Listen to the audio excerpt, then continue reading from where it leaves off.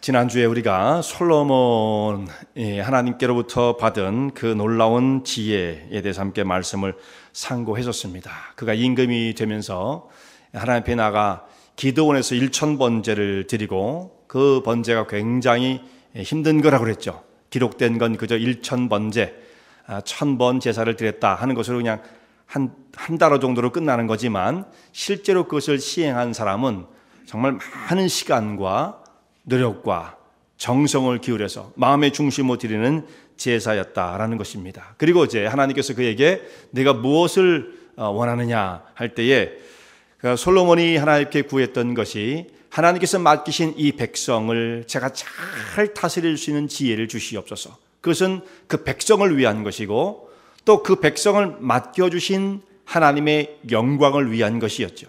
그러니까 지혜도 자기를 위한 것이 있을 수가 있어요. 내게 지혜를 주십시오. 그러면 제가 이렇게 지혜를 얻어가지고 이것도 해보고 저것도 해보고 자기중심적인 기도를 드릴 수가 있겠습니다만 솔로몬은 그때 하나님 저에게 지혜를 주시면 하나님 나라를 세우는 이 일에 제가 바르게 사용하길 원합니다. 그런 선한 마음을 가지고 기도를 드렸을 때에 그런 소원을 드렸을 때에 하나님께서 그에게 놀라운 응답으로 함께 하셔서 그 전에도 없었고 그 후에도 있을 수 없는 최고의 지혜를 가진 자가 되게 해 주셨습니다. 그래서 그는 재판을 잘하는 것 정도만이 아니라 이 자연과학에서도 인문과학에 있어서 최고의 그 깊이를 가지는 정말 학자가 되었던 거죠. 그렇게 지혜로운 사람이 되었습니다. 그의 지혜의 통치가 이루어질 때에 이스라엘 백성들이 그때 최고의 번영기를 누렸어요. 다윗 때부터 해서 나라가 막 세워지기 시작했죠. 막 커지기 시작했어요. 근데 그 다음에 이제 솔로몬이 이어받아서 그 나라를 이끌어가고 있는데 이때 솔로몬의 초기 통치 때에는 그 나라가 굉장한 힘을 발휘하기 시작합니다. 이스라엘은요, 나라가 얼마 크지 않습니다. 우리 한국 땅 그것도 반쪽이 또 나눠져 가지고 남한 얼마나 조그만 땅이에요. 여기서 여기까지 가는데 뭐 그저 이제 길이 잘 뚫려가지고 그저 뭐 한 2시간 정도면 가잖아요. 부산까지는 한 4시간 뭐 여기 다 해요. 그게 그 정도가 한국의 그 짧은 아주 조그만 나라죠. 근데 이스라엘은 더 작습니다. 남한 면적이 한 5분의 1 정도밖에 안 돼요. 그거 얼마나 작은 겁니까? 강원도 정도만 해요. 강원도 조금 더 클까? 그 정도밖에 되지 않는 조그만 땅입니다. 그러면 지도에 보면 그거 뭐 보이지도 않는 그 정도의 땅이죠. 그런데 솔로몬이 다스릴 때에는 그 주변에 엄청난 제국이 있었어도 애굽이라든지 그 위로 가면 뭐 다른 나라들이 굉장히 큰 나라들이 많았거든요. 그럴 때에도 솔로몬의 다스리는 이스라엘을 함부로 위협하지 못할 정도로 이 나라가 아주 강력한 힘을 발휘하는 나라가 되었던 것입니다. 그래서 솔로몬이 다스린 그 때를 메시아가 다스리는 나라의 한 모형으로 제시되어지고 있다. 지난주에 그런 말씀을 한번 드렸었죠. 평화가 있었고 번영이 있었던 그때 그 땅이 있었지만은 그 모습이 장차 하나님의 보내실 메시아가 오시면 이런 세계가 펼쳐지겠지라고 하는 기대를 그 솔로몬의 시대를 보고 이들이 기대를 갖게 되었어요. 그만큼 이스라엘 백성들에게 정말 아주 인상 깊은 중요한 시기였던 것입니다. 그 뒤로 이제 솔로몬이 성전을 건축하고 자기의 왕궁을 건축하게 되어져요. 이 일이 한 20년 정도 진행이 된 대공사였습니다. 성전을 건축하고 난 다음에 성전은 7년 걸렸어요. 그리고 왕궁은 좀 더 복잡하지 않았겠습니까? 왕궁은 그게 13년이나 걸립니다. 상당히 긴 기간이었죠. 전체를 20년이었어요. 성전을 완공하고 난 다음에 성전 낙성식을 거행하게 되는데 성전 낙성식이 뭐냐면 이 성전이 이제 다 완공되었습니다. 하나님의 것입니다. 하나님 영광을 받아주시옵소서 이렇게 예배를 드리는 그런 시간이죠. 이 성전 낙성식을 할 때에 그가 백성들을 대표해서 하나님 앞에 기도를 드려요. 그 열왕기 상에 있는 말씀 보면 솔로몬의 기도문이 아주 장문의 기도문이 쭉 기록되어 있어요.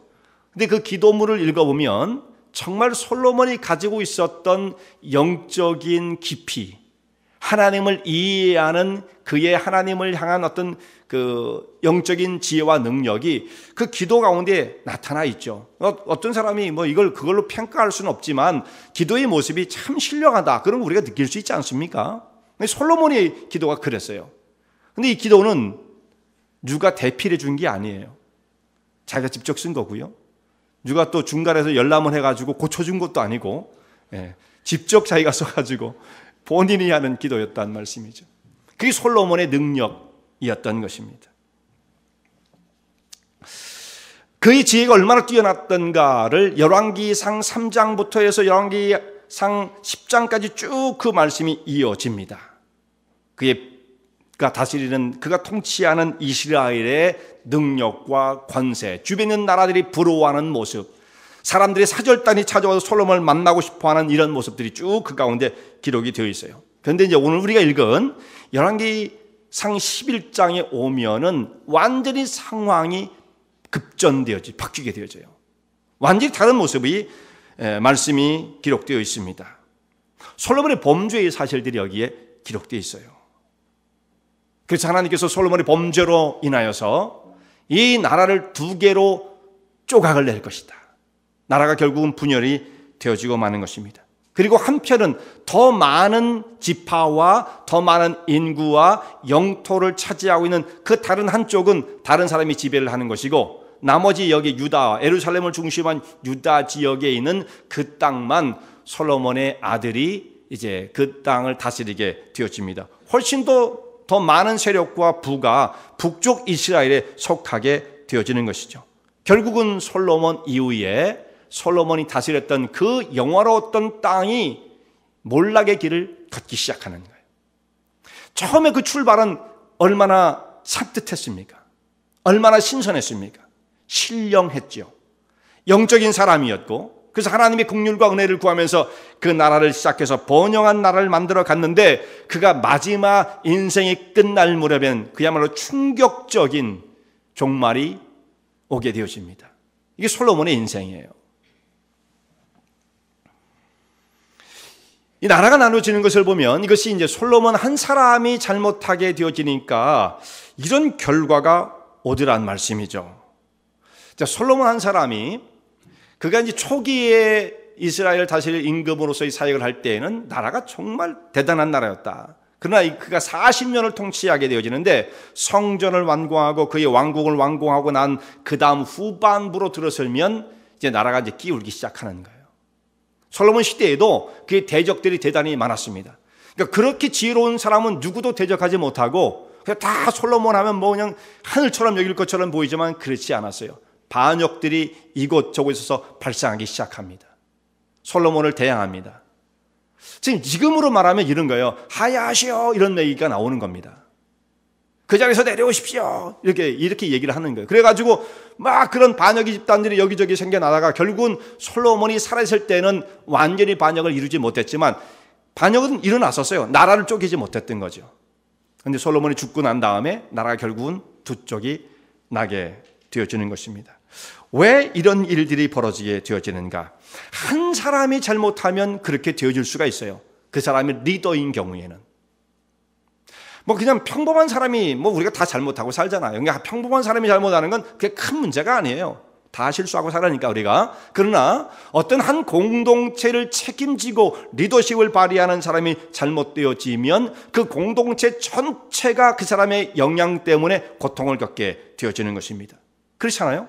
선장이 배를 운행하고 있는데 그 선장이 모든 권한을 다 갖고 있잖아요. 무슨 승객이 그걸 뭐 어떻게 하겠습니까? 그냥 그 배에 타고 있는 것뿐이죠. 근데 선장이 잘못된 판단을 하고 잘못된 곳으로 배를 이끌어가면 배가 침몰할 수도 있는 거예요. 위기 상황에 잘못 대처하면 배가 침몰할 수도 있는 것입니다. 바로 솔로몬이 다스렸던 이 땅이 그와 같았던 것입니다. 겉으로 볼 때는 주변에 있는 나라들이 다 부러워할 정도로, 감히 애국같이 큰 제국을 이룬 나라들도 솔로몬이 다스리는 이스라엘을 어떻게 하지 못할 정도로 겉으로 볼 때는 힘이 막강해 보였지만 이 문제가 어디서부터 생깁니까? 항상 안에서부터 생길 때가 있어요. 안에서부터. 컨트롤 타워가 문제가 생기면 다 모든 것이 그냥 메스업 되는 거죠. 뒤죽박죽 되는 거예요. 그 나라를 지키고 있는 그 최고의 높은 사람, 리더가 잘못된 생각을 가지고 잘못된 결정을 하고 잘못된 방향으로 나라를 이끌고 가게 되어지면 그 나라가 설 수 없는 거죠. 작동을 할 수가 없는 것입니다. 우리 겉으로 볼 때는 뭐가 좋은지 우리는 단 겉으로 판단하면 안 됩니다. 그래서 제가 이런 생각을 해봤어요. 컴퓨터 여러분, 요즘 컴퓨터, 저도 컴퓨터를 좀 바꿔야 되는데, 컴퓨터가 여러분 만약에 그게 데스크탑인 경우에 컴퓨터의 그 케이스가 있잖아요. 케이스가 반짝반짝하고 좋다고 해서 컴퓨터가 좋습니까? 그거 아니거든요. 그 안에 들어있는 CPU가 뭐를 쓰느냐, 그게 첨단이냐, 아니면 20년 전 거 286 같은 거 쓰고 있느냐, 그에 따라서 컴퓨터가 달라지는 거거든요. 그 안에 핵심 부품, 이것이 첨단이냐, 이거거든요. 그러니까 정말 한 나라도 백성들도 중요하지만 그 나라를 이끌고 있는 리더십이 잘못되어지면 이 영향을 받아가지고 결국은 불쌍한 백성들이 고통을 당하는 거예요. 그래서 불쌍한 백성들이 두 쪽으로 나눠지고 서로가 나중에는 전쟁도 많이 하게 되어지고 얼마나 불행한 일들을 겪게 되었습니까? 그것이 북이스라엘과 남유다의 역사였던 거죠. 이런 모습을 보면 또 우리나라하고 참 비슷하다, 이런 생각을 하게 되어져요. 참 비슷하다.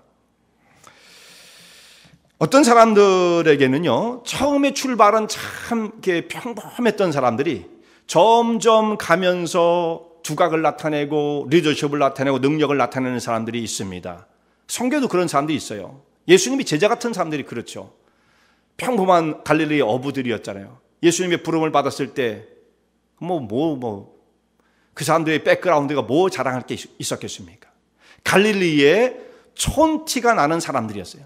그런데 점점 예수님과의 관계가 깊어지면서 이들이 훈련을 받고 비전이 달라지고 인생의 목표가 달라지고 그렇게 주님을 쫓아가더니 나중에는 세상을 뒤집어 엎는 그런 리더십을 발휘하는 사람들이 예수님의 제자들이었습니다.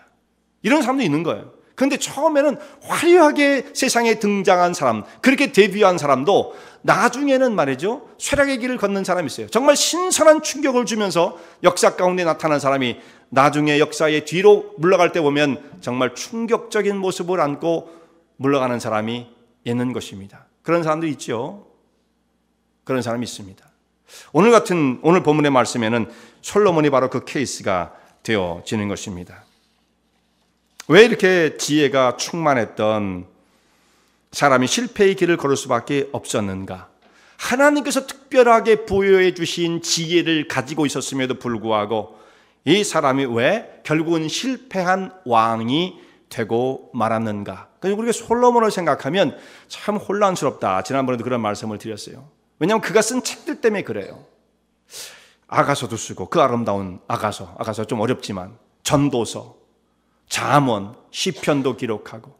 자, 이런 사람이 말이죠, 하나님의 그런 은혜와 사랑을 경험하고 그런 깊이 있는 영적인 책을 기록한 사람이, 근데 정작 오늘 11장에 있는 말씀 보면 그 자신은 좀 다른 길을 걸어갔단 말이에요. 이 사람의 삶을 어떻게 우리가 평가를 해야 할까? 우리가 결론 내기는 어렵습니다만 하나님께서 하시겠죠. 오늘 그러나 열왕기상 11장에 나와 있는 말씀 보면 그는 이방의 우상을 쫓던 사람으로 인생이 마감되었다. 이걸로 피리어드 끝나는 거예요. 안타깝게 그저없죠. 자, 역사는 우리의 거울과 경계가 되어집니다. 역사를 통해서 우리를 살펴볼 수가 있어요. 이건 3000년 전에 이스라엘 땅에 살았던 그 솔로몬이라는 사람 한 사람의 인물이 어떤 길을 걸어갔는가로 끝나는 것이 아니고요. 그 사람에게 또한 우리를 이렇게 대비해 보면 우리의 모습이 또 드러난다 그랬죠. 그럼 우리는 어디에 서 있는가 보여지고요. 또 그것은 나만 보는 게 아니고 경계, 그러므로 이렇게 가야 한다는 교훈을 얻게 되어집니다. 오늘 그 말씀을 함께 상고하면서 우리가 어떻게 하면 실패하지 않는 삶을 걸어갈 것인지 말씀을 생각하고자 합니다. 솔로몬에게 있어서 가장 문제가 뭐였느냐면 그는 지식은 많았잖아요. 그런데 이 지식과 그의 삶이 같이 가지 못했어요. 이 길이 서로 달랐습니다. 여러분, 지식이라는 건 대단히 중요해요. 대단히 중요해요. 왜냐하면 우리가 모르는 것을 행할 수는 없어요. 모르는 걸 어떻게 맞춤이 어떻게 가겠어요. 모르는 세계는 우리는 그냥 나하고는 관계없는 세계인 것입니다. 모르는 걸 어떻게 하겠습니까? 그러니까 이 사지선다 있잖아요. 멀티플 초이스. 그건 몰라도 맞을 때가 있어요. 찍기니까. 그러니까 그런 시험은 좋은 게 아니에요. 몰라도 맞힐 수가 있어요. 그러나 엄밀히 말하면 우리의 삶은 모르는 것은 그 세계는 나하고 관계가 없는 세계입니다. 아는 데까지만 우리가 살 수가 있어요. 그러니까 안다는 건 대단히 중요해요. 그런데 여기 또 한 가지의 문제가 있어요. 안다고 다 되는 건 아니에요. 아는 것만큼 삶을 살아내는 사람이 있는가 하면 알기는 알지만 그것과 동떨어진 삶을 사는 사람이 있죠. 바로 솔로몬이 그런 케이스입니다. 알기는 너무나 많이 알았어요. 그렇지만 그는 자기의 지식을 삶의 영혼 속에 적용시키는 것은 실패한 사람이었다는 말씀이죠. 그러니까 전도서 1장에 있는 말씀 보면 그 유명한 말씀이 나오잖아요. 헛되고 헛되며 헛되고 헛되니 모든 것이 헛되도다. 이 헛되다는 말을 5번 반복을 했습니다. 그 앞에 보면은 그냥 우리는 헛되고 헛되며 헛되고 헛되니 모든 것이 헛되다 이런 식으로 표현되어 있지만 히브리어로는 그냥 헛되다는 말을 그냥 5번 쫙 한 거예요. 그냥 똑같은 말로. 영어도 그런 식으로 표현했죠. meaningless, meaningless, meaningless. 이게 5번 합니다. 아무것도 의미가 없다. 자, 이게 누가 한 말이냐면 임금으로서 최고의 지혜를 가지고 삶을 살았던 사람이 이 말을 합니다. 어떤 평범한 사람에서 입에서 나온 말이 아니에요. 그는 왕이었고 지혜자였고 모든 권력을 자기 마음대로 휘둘릴 수 있는 사람이었고 또한 뿐만 아니라 그는 철학자였습니다. 모든 세계를 깊이 생각하고 살아가는 그런 사람이었죠. 그 사람이 세상을 보니까 세상이 다 의미가 없어요. 다 meaningless, 헛된 것으로 보입니다. 공허한 것뿐이죠. 근데 언제 그 공허한 인생이 meaning, 의미를 찾을 수 있는가? 그러니까 마지막에 전도서의 마지막 고백을 어떻게 합니까? 그러므로 하나님을 경외하는 것이 지혜의 근본이다 이런 말씀을 하죠. 자, 어디에서 인생이 자기 가는 길을 찾고 보람과 가치를 경험할 수 있는가? 오직 하나님을 경외하고 하나님의 뜻을 발견하여 거기에 자기 인생을 다 던질 수 있는 그 목표를 찾지 못하면 사람은요 이 땅에서 그냥 하루하루 무슨 의미를 갖고 사는지 모르고 막 세월은 가는 겁니다. 뭐 하루는 다 똑같아요. 누구든지 24시간. 자고 일어나면 아침이 되는 거고 또 하루 종일 뭐 살다가 또 저녁이 되고 또 자고 일어나면 그 다음날 이렇게 해서 그냥 세월이 쭉 흘러가는 거예요. 누구든지 다 그렇게 흘러가는데 어떤 사람은 대부분의 사람이 그렇게 사는 거예요. 사실상 대부분의 사람이. 어떤 사람이 그 속에서 meaning, 의미를 찾고 삶의 방향을 찾을 수 있는 사람이니까 나를 향하신 하나님의 선하신 계획과 뜻을 분명하게 발견해서 거기에 자기 인생을 다 그야말로 걸을 수 있는 던질 수 있는 사람만이 오늘 인생이 어떤 의미인지 하나님의 자기 그것을 발견해서 그 길을 걸어가는 사람이야. 그 사람만이 오직 참다운 의미 있는 길을 걷게 되어지는 것입니다. 후회함이 없는 삶을 살 수가 있는 거예요. 인생이 많은 걸 얻었다. 그것 때문에 나는 후회함이 없다. 그런 거 아니잖아요. 솔로몬이 뭐라고 고백해요? 자기가 모든 것을 다 가져봤다. 전도서 1장에 보면 내가 말들도 많이 가져봤고 심지어는 그 자랑거리도 아닌데 나는 부인도 많았다. 이런 걸 얘기하잖아요. 그런 것도 많았고 하여튼 없는 게 없었어요. 없는 게 없었어요. 최고의 권력가였고 그런데 고백하는 것은 뭐예요? 이 모든 것이 바람을 잡으려는 것처럼 다 헛된 것뿐이더라. 이런 고백을 하지 않습니까? 솔로몬이 자기 모든 권세를 가지고 얼마나 옷을 잘 입었겠어요. 자기 화려한 왕궁을 지어놓고. 근데 예수님께서 뭐라고 말씀하십니까? 들에 피는 백합화를 봐라. 솔로몬의 모든 영광으로 입은 옷도 이 백합화만큼도 되지 못하였다. 하루 피다 지는 들풀. 예수님께서는 그래서 우리 인생들을 하나님께서 이렇게 돌보신다 하는 의미로 그 말씀하셨지만 근데 그 속에 좀 담겨있는 뜻을 보면 참 솔로몬의 영화가 아무리 대단하다 할지라도 인생에겐 만족을 줄 수 없어요. 꽃 한 송이에도 미치지 못하는 거잖아요. 꽃 한 송이에도. 근데 우리는 그걸 더 찾고자. 왜냐하면 만족이 없기 때문에 그러죠. 좀 명품을 두르면 좀 내가 더 좋아지나. 명품 찾고. 그렇다고 여러분 뭐 명품 산 걸 잘 사용하시기 바랍니다. 또 교회 올 때 못 가져오시고 그러지 마시고 괜찮아요. 뭐 그게 또 그 명품에 치우치는 행위예요. 그렇게 하지 마시고 들고 다녀요. 괜찮아요. 뭐 구찌도 좋고 뭐도 좋고 예, 괜찮아요. 네. 근데 뭔가 이런 것을 우리가 가지면 더 무슨 우리의 인생이 업그레이드 되느냐 그런 거 아니에요. 뭘 가진다 할지라도 그렇게 되지 않습니다. 다 헛되다 말씀을 했죠. 근데 한 가지 헛되지 않은 것은 하나님을 경외하는 것이다. 자, 이걸 안다면 솔로몬이 이제 어떻게 하겠습니까? 자기가 정말 결론을 내렸어요. 하나님을 경외하는 것이 인생의 지혜의 근본이다. 이것이 인생의 참다운 길이다. 이게 결론을 내렸다고 한다면 하나님을 경외하고 하나님을 바라보는 길로 그가 돌아왔어야 할 터인데 이것을 정작 자기의 삶에는 적용시키지를 못했다라는 것입니다. 그래서 알긴 알아도요 헛똑똑이들이 많다 이거죠. 헛똑똑이들. 저도 그렇게 되면 안 될 텐데 말이에요. 목사님들 천국 다 가겠어요? 헛똑똑이들. 그런 사람들 많은 거예요 세상에. 솔로몬이 대표적인 인물인데 그 뒤를 쫓는 무수한 사람들이 많지 않겠습니까?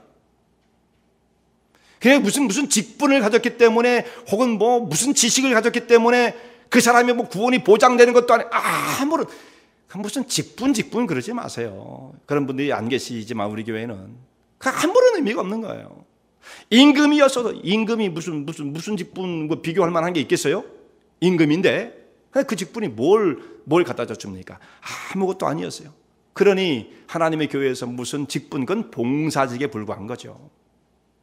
그리고 그런 직분을 받아놓고 장로님, 권사님 이렇게 해놓고 그걸 감당하지 못하면 오히려 참 그건 더 연약한 거죠. 솔로몬이 그랬어요. 헛똑똑이 많은 지식을 자기에게 적용시키지 못했다. 지식과 삶이 같이 가지 못했다라는 것입니다. 또 한 가지 그는 솔로몬이요 점점 죄악에 빠져들어갑니다.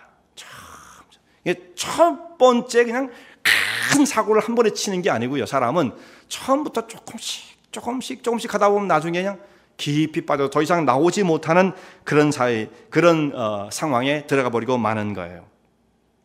솔로몬은 엄청난 권력을 아버지께로부터 물려받았어요. 아버지 다윗이 뛰어난 임금이었기 때문에 정말 나라를 잘 만들어 놓고 솔로몬에게 그걸 다 물려주었습니다. 거기다가 그는 하나님께로부터 받은 지혜까지 있었어요. 그런데 이것을 영원히 킵하지 못합니다. 얼마 지키지 못해요. 나중에 보면 무너지기 시작하는 거죠. 그 지혜로도 감당할 수 없는, 지혜가 모든 걸 다 해결해 주는 게 아니에요. 삶이 따라오지 못한다면 막 무너지기 시작하는데 그가 감당을 못하는 거죠. 결국은 그가 이제 죽을 때쯤 되었을 때는 여기저기서 반역이 일어났던 것입니다. 결국은 솔로몬은 여기에 그의 말을 그렇게 표현하고 있지 않지만 인생을 후회할 수밖에 없는 그런 상황이었어요. 솔로몬은요. 오늘 11장에 있는 말씀 보면 솔로몬의 죄악들을 쭉 지적하는 장면이죠. 그가 이방의 우상들을 섬깁니다. 여기 보면 그런 말씀들이 나오지 않습니까? 이 이방의 우상들, 시돈의 아스타롯을 섬겼고 암몬의 밀곰과 몰록을 섬겼다, 이런 말씀들이 나오잖아요. 우상 숭배자가 되었어요. 이게 어떻게 이럴 수가 있는가? 하나님의 백성으로 하나님께 그런 지혜를 받은 사람이 이런 길을 걸어가는 거예요. 근데 처음부터 내가 우상 섬겨야지 이 우상을 선택한 것이 아니고 하나씩 빠져 들어가다 보니까 결국은 여기까지 오게 되었습니다. 그가 이방의 여인들을 자기의 부인으로 취하기 시작했죠. 왜 그렇게 이방의 여인을 자기의 부인으로 취했는지, 취향이 좀 솔로몬이 좀 독특했던 것 같아요. 근데 이런 것은 사실 이렇게 생각할 수 있어요. 솔로몬은 결국은 세상을 사랑하고 세상 속에 있는 것들을 더 얻고자 하는 그런 마음이 참 집착이 강했던 사람이구나. 그걸 알 수 있죠. 1000명의 후궁을 두었으니까 말입니다. 근데 애굽의 여인을 이제 첫 번째 아내로 맞이하게 되어지는데, 이제 이 애굽의 여인을 자기의 와이프로 맞이하게 되어져요. 혼인 정책을 하게 되어지죠. 이것을 할 때에 애굽 여인을, 공주를 자기의 궁으로 데려올 때 이것이 잘못된 것이라는 것을 솔로몬이 분명히 깨닫고 있었습니다. 이건 잘못된 거예요. 그래서 마음의 양심에 가책을 받게 되어집니다. 그 말씀이 어디다 나오냐면 역대하 8장에 있는 말씀 보면 그때의 장면을 이렇게 말씀을 하고 있어요. 그때 거기에 보면 이 바로의 공주를 내가 다윗 궁에 두지 못할지니, 다윗 궁은 하나님의 궤가 있는 곳이다. 하나님의 궤, 법궤, 하나님의 영광이 머무르는 곳이기 때문에 이방 여인을 거기다 데려다 놓을 수 없다는 것을 그가 알고 있어요. 그게 뭐입니까? 이게 문제가 있는 거다. 스스로 깨우치고 있는 거죠. 그래서 어떻게 하냐면 그 애굽의 공주를 위해서 따로 궁을 따로 지어줘요. 따로 지어줘. 그만큼 양심에 꺼림직한 것이 있었기 때문이라는 말씀이죠. 그런데 제일 처음에 이렇게 꺼림직한 문제도 제일 처음에 이거 하면 안 될 텐데 그래도 불구하고 그 일을 어떤 저질렀어요. 근데 그리고 난 다음에 무슨 큰 대형 사건이 벌어지고 그런다면 그가 금방 돌이킬 터인데 그러지 않고 문제가 없더라 이거예요. 양심에는 조금 이렇게 불편했는데 말이죠. 시간이 지나다 보니까 뭐 그렇다고 해서 나라가 갑자기 뭐 망하는 것도 아니고 지진이 나는 것도 아니고 뭐 그런 게 이제 그 당시에는 어떤 사인으로 시그널로 생각을 하던 시대 아니었습니까? 뭐 지진이 난다거나 흉년이 난다거나 그럴 때도 그런 것도 아니에요. 뭐 나라가 좀 잘 지켜주고 있는 것처럼 보여요. 그러니까 여기서 조금씩 빠져들어서 결국은 나중에 어떻게 됩니까? 1000명의 이방 여인을 자기의 후비로 거느리게 되어집니다. 후비가 700, 빈장이 300. 결국 이제 다 이 후궁들이란 뜻이죠. 이 사람들이 그냥 온 것이 아니라 이방 여인들이 올 때 자기들의 그 나라에 살던, 그 나라에 섬기던 신을, 우상을 가지고 오게 되어집니다. 이방 여인을 접촉하는 것으로 끝난 것이 아니고 이 여인들이 와서 솔로몬의 마음을 돌이키게 되어집니다. 그래서 우상 숭배에 빠지는 거예요. 시돈의 아스타롯, 암몬의 밀곰과 몰록, 이런 아주 끔찍한 우상들. 이건 우상 앞에 어떤 심지어는 이 밀곰과 몰록은 솔로몬이 거기까지 했는지 모르겠지만 인신제사를 드리는 그런 그 우상입니다. 하나님께서 얼마나 이 그 밀곰과 몰록을 가증히 여기시는, 다른 모든 우상이 다 가증한 것이지만 심지어 사람을 제물로 바치는 이런 일들을 하는 우상 숭배였어요. 이런 걸 자기의 예루살렘으로 끌어들이게 되어지는 것입니다. 처음에 조금씩 빨려드는 것이 결국은 여기까지 오게 되었습니다. 근데 솔로몬이 이방의 여인을 취했던 것이요, 정치적으로 보면은 그가 나라를 통치하고자 하는 하나의 통치 행위였어요. 주변에 있는 나라들과 화친을 맺고 전쟁하지 않게 하기 위해서는 좋은 관계를 가져야 되니까 외교적인 목적으로 애굽에 있는 공주를 데려오게 되어진 것입니다. 혼인 정책을 잘 해서 나라를 튼튼하게 세워야겠다. 이것이 그가 원래 생각하고 있었던 거죠, 물론. 그런데 여러분, 아무리 뜻이 좋더라도 우리가 이런 걸 잘 생각해야 됩니다. 아무리 뜻이 좋더라도 그 과정이, 프로세스가 잘못되면 하나님이 인정하실 수 없는 거예요. 우리는 이제 목적만 좋고 결과만 좋으면 된다, 어디로 가든지 상관없다, 이렇게 너무 쉽게 생각할 때가 있습니다만 사실은 그 과정도 굉장히 중요한, 과정이 중요해요. 과정이 잘못되어지면 결과도 나쁠 수밖에 없습니다. 그러니까 솔로몬이 이방의 여인들과 화친을 맺으면 내 나라가 부강해지고 든든해질 것이다 라고 하는 목적으로 부인들을 데리고 왔지만 결과적으로 어떻게 됐습니까? 나라가 망하게 되잖아요. 자기가 원했던 방향으로 가지 않지 않습니까? 그러니까 하나님께서 이런 것을 용납하실 수 없는 거예요. 생각은 그렇게 하면 될 것으로 생각했지만 결과는 그렇지 않았다는 말씀입니다. 자, 이렇게 죄악에 빠져들 때에 처음부터 한 번에 들어가는 게 아니에요. 조금씩 들어가게 되어집니다. 나중에는 이것이 이제 점점 자라가지고 도저히 빠져나올 수 없는 늪 속에 들어가 버리고 말아요. 그러면 여러분 1000명의 후비를 어떻게 하겠습니까? 다 자기 집으로 돌려보낼 수 있겠어요? 이러면 안 되는 거예요. 더 이상 이제는 나올래야 나올 수 없는 상황 가운데 빠져든 거예요. 그럼 그야말로 자기 인생이 그게 저당 잡힌 겁니다. 벗어날 수가 없는 거예요, 이건요. 그러니까 초기에 이런 죄악의 문제라는 것은 초기에 어떤 이게 꿈틀거리고 싹을 보일 때 그때에 제거를 시켜야 돼요. 이게 커지기 시작하면 나중엔 자기가 깨달은 다음 완전히 사로잡혀 있는 거죠. 못 벗어나오는 거예요. 못 빠져나오는 것입니다. 솔로몬이 이렇게 죄악 가운데 조금씩 빠져들어가게 되었습니다. 또 솔로몬의 잘못을 보면 이 사람이 좀 교만했습니다. 교만할 수밖에 없지 않겠어요? 세상을 아무리 뒤를 돌아봐도 자신만한 사람이 없잖아요. 이 여러분, 지적 교만이라는 것도 이건 대단한 겁니다. 교만한 것이 여러 가지 있을 수 있어요. 그런데 그 중에 쉽게 튀어나오는 것이 이 지적인 교만이에요. 좀 알면 옆에 있는 사람은 다 그냥 아래로 보이는 거죠. 이런 어떤 지적 교만이 뭐 그 사람은 뭐 지적인 것만 아니죠. 뭐 권세도 있고 지위도 있고 그러니까 다 이제 교만할 수밖에 없는 그런 상황이었어요. 근데 원래 그가 교만했느냐? 그렇지 않았죠.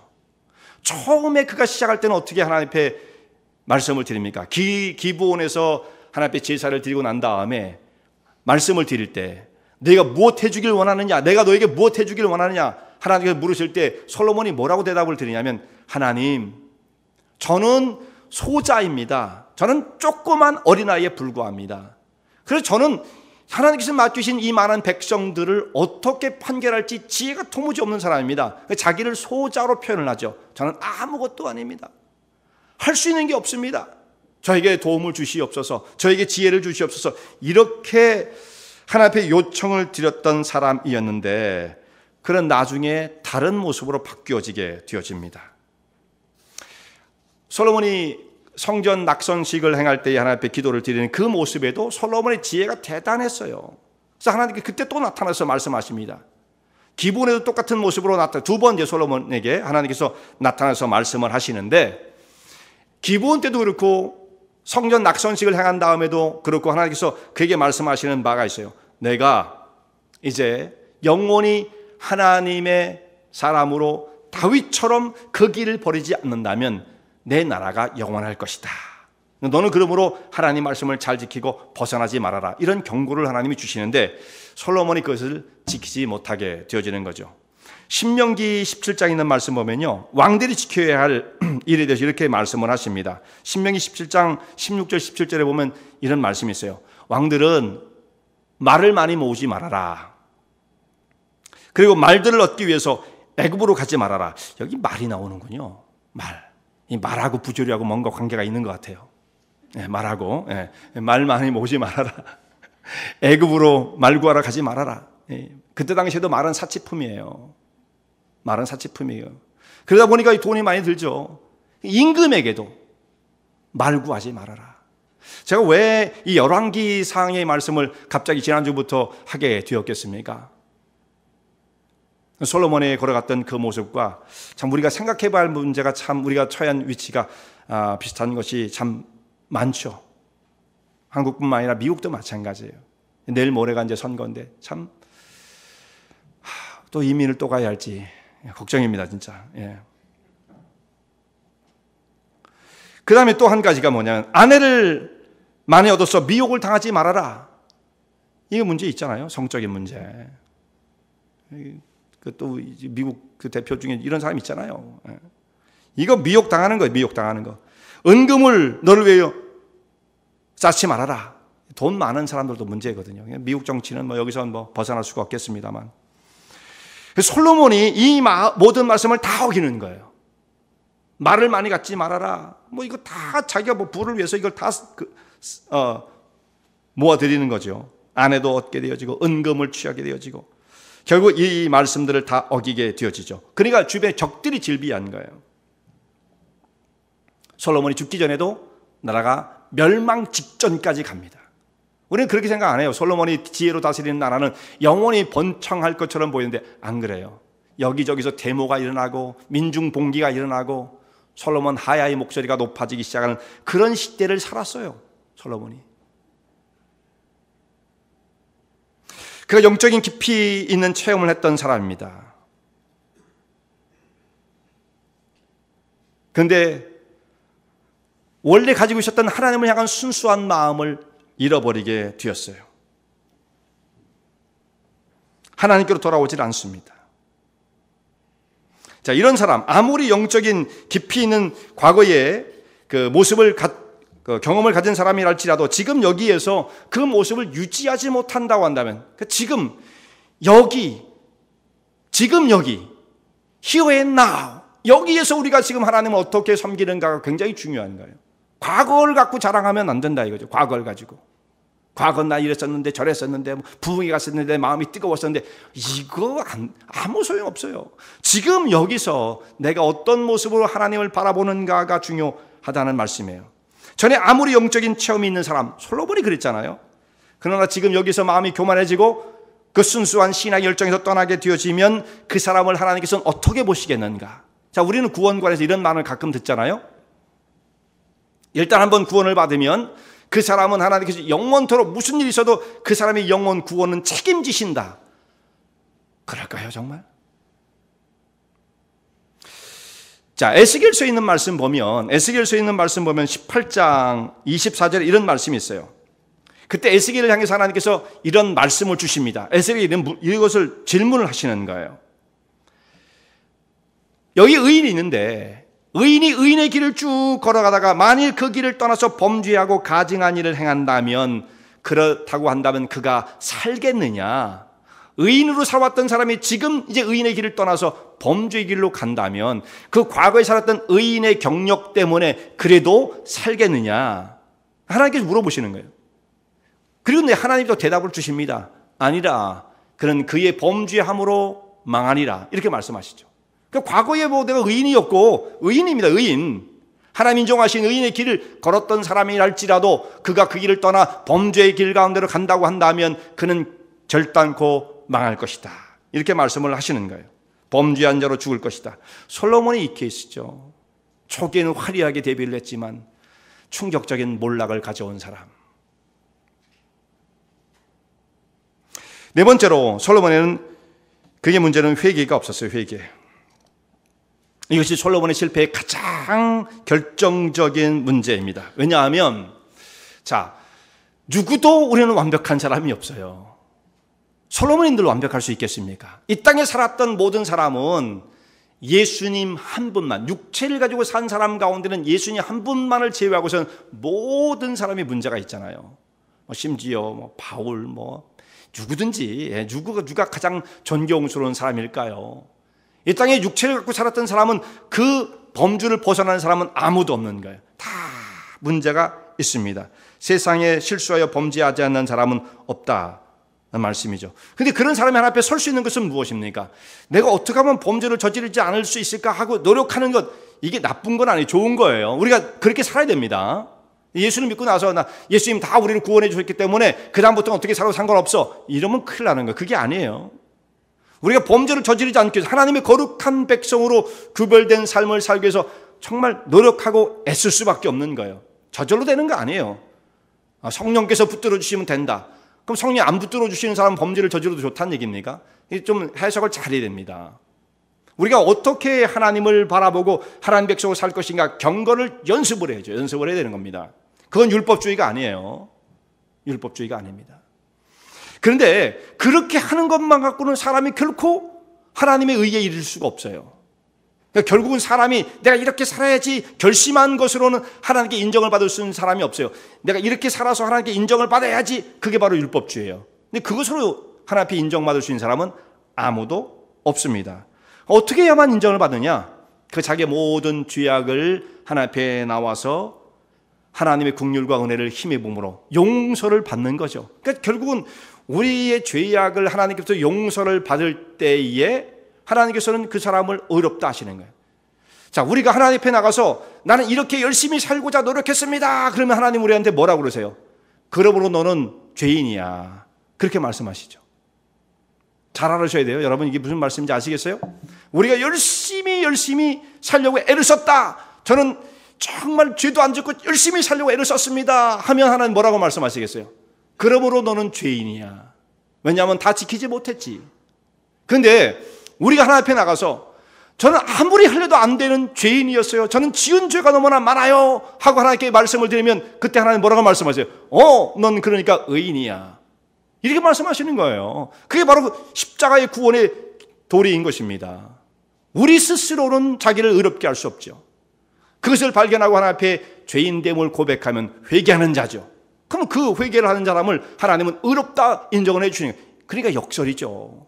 자기가 죄인이라고 고백을 하는데 하나님은 오히려 그런 사람에게 너는 의롭다.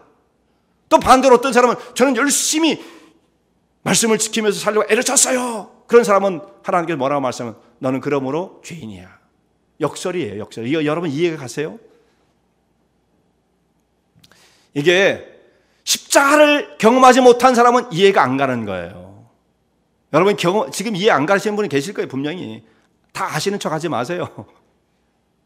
이게 이해가 안 가는 사람은 십자가를 경험해 보지 못하면 이게 이해가 안 가는 거. 무슨 말이냐?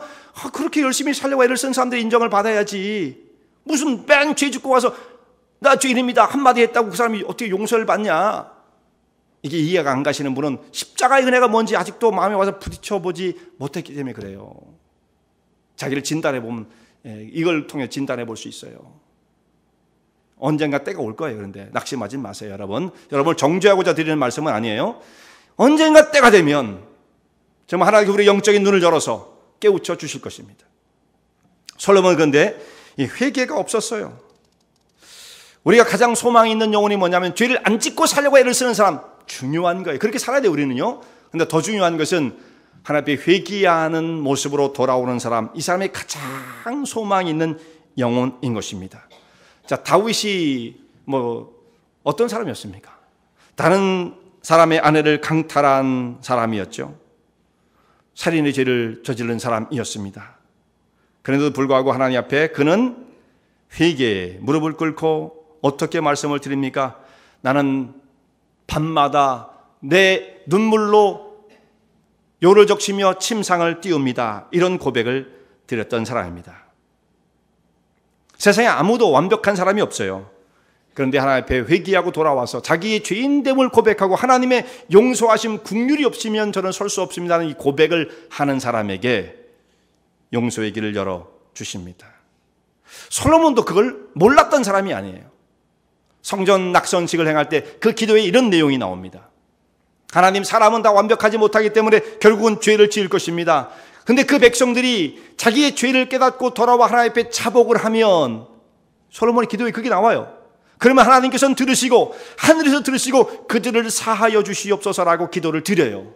근데 정작 자기는 하나님께로 돌아와서 이 회개의 무릎을 꿇는 모습이 성경 가운데 없다는 말씀이에요. 바울은 자기 몸을 쳐서 복종시킨다 이런 말씀을 드리죠. 고린도전서 9장에 있는 말씀이에요. 자기를 쳐서 복종케 하면 내가 다른 사람에게 전파한 후에 내가 도리어 나는 버림을 당할까 두려워함이라. 자, 그래서 바울같이 경건의 길을 걸어가기 얼마나 애를 썼습니까? 그런데 바울은 그 경건을 이뤄내기 위해서 정말 몸부림이 섰던 거예요. 자기를 쳐서 복종시키고 회개하는 자의 모습으로 나아가고 두려움과 떨림으로 구원을 이룬 사람이 되었던 것입니다. 이럴 때에 심령이 새로워지는 거예요. 그런데 내가 하나님 앞에 경건하게 살기 위해서 애도 썼고 여러 가지 이만하면 충분하지. 이게 가장 위험한 상황이죠. 솔로몬은 아는 것은 많았지만 정작 자기의 이 아는 것을 적용시키지 못했다. 솔로몬을 통해서 다른 사람들이 교훈은 받았어요. 우리도 교훈 받잖아요. 전도서 읽으면서, 잠언을 읽으면서, 이야, 대단하다. 그걸 통해서 감동을 받아요. 그러나 정작 그 사람은 자기 자신에게 그 말씀을 적용시키지 못한 것으로 보인다. 그런 일이 있을 수 있느냐? 얼마든지 있을 수 있다 이거죠. 얼마든지 있을 수 있다. 왜냐하면 설교자들이 다 그렇게 삽니까? 그걸 생각할 때 솔로몬이 어떻게 이런 걸 써놓고 거꾸로 가는 삶을 살았을까 생각해 보니까 얼마든지 그럴 수가 있는 거구나. 얼마든지. 자기 말한 것과 생활은 별개예요, 별개. 그걸 일치시키느냐 못하느냐의 문제. 여기 이제 자기도 하나 앞에 서는 거죠. 결국은 그는 회개하고 하나님께 돌아오지 못한 채 이 죄악의 길 가운데 서 있는 이 모습으로 열왕기상 11장 말씀이 끝나고 말죠. 인생의 마지막 모습이 이런 모습이에요.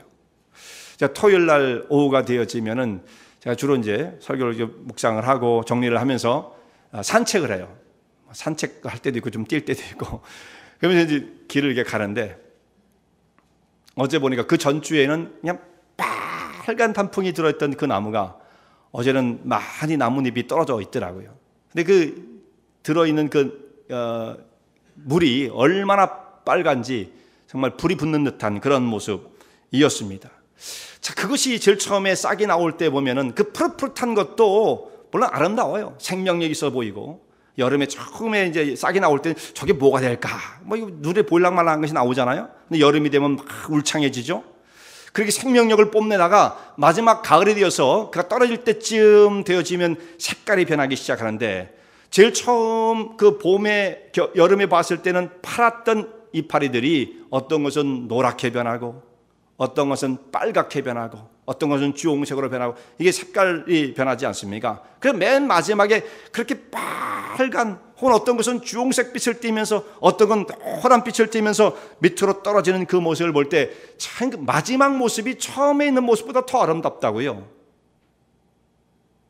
미약하기 시작했지만 마지막은 불타는 모습으로 그의 한 어떤 라이프를 마감하는 그 모습이 있다는 말씀입니다. 우리의 인생은 어떻게 될 것인가? 여러분, 이 문제는 다른 사람한테 있지 않아요. 세상 탓하지 말아야 돼요. 세상 탓. 세상이 너무나 악하기 때문에 이 땅에 살면서는 어쩔 수 없어요. 아이고, 돈 벌고 살고 애들 키우고 어쩔 수 없어요. 자꾸 우리는 그렇게 핑계를 대요. 다 세상이 나를 못 살게 구는 것으로, 신앙생활을 다 방해하는 것으로. 여러분, 정말 솔직해야 됩니다.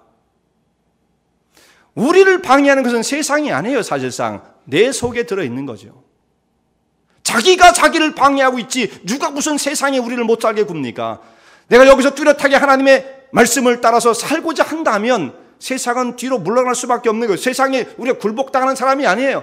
영향을 주려고 애를 쓰고 달려들지만 세상에 질 이유가 없는 거예요. 예수님께서 뭐라고 말씀하십니까? 모든 악한 것은 밖에서 오는 것이 아니다. 천만의 말씀이라는 겁니다. 천만의 말씀. 세상 핑계 대지 말라고 예수님 그렇게 말씀하시죠. 모든 악한 것은 내 속에서 내 입을 통해 나오는 거야. 이미 네 안에 얼마나 축적되어 있는데 예수님 그렇게 말씀하신다고요. 무슨 세상을 탓하겠어요 우리가요. 그건 핑계가 될 수가 없는 거죠.